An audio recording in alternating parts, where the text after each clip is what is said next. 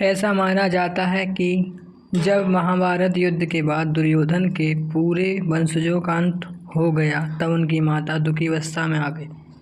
उस समय जब वो कौरवों की मृत्यु पर शोक दिखाते हुए युद्ध भूमि में गईं तब उनके साथ श्री कृष्ण और पांडव भी गए। दुखी अवस्था में गांधारी ने श्री कृष्ण को 36 वर्षों के बाद मृत्यु का अभिशाप दे दिया। ये सुनकर सभी पांडित चकित रह गए, लेकिन भगवान श्री कृष्ण विचलित ना हुए और मुस्कुराते हुए उन्होंने ये अभिशाप स्वीकार कर लिया और अपनी गलती को स्वीकार भी कर दिया।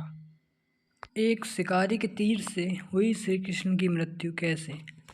गांधारी के श्राप की वजह से जब श्री कृष्ण जी युद्ध के 36 वर्षों के बाद द्वारका में बसने के बाद एक दिन एक वृक्ष के नीचे रात्रि में विश्राम कर रहे थे, उस समय उनके पैर में लगी हुई मणि तेजी से चमक रही थी। जब उस चमकती मणि को देखकर एक शिकारी जिसका नाम जरा था, शिकारी ने श्री कृष्ण के पैरों को देखकर यह अनुमान लगाया कि वह कोई हिरण है। उस समय शिकारी जरा ने श्री कृष्ण के पैरों में तीर से प्रहार कर दिया और जरा के तीर से घायल श्री कृष्ण ने वहीं पर देह त्यागने का निर्णय लिया।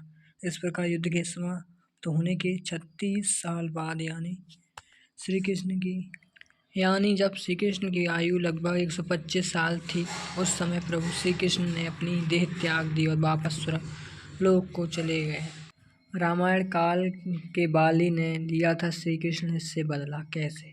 ऐसी मानता है कि रामायण काल में श्री कृष्ण भगवान राम की मृत्यु से जुड़े बाली के ऊपर छिपकर प्रहार किया और उसका बदला लेने के लिए द्वापर युग में जब राम जी ने श्री कृष्ण जी के रूप में जन्म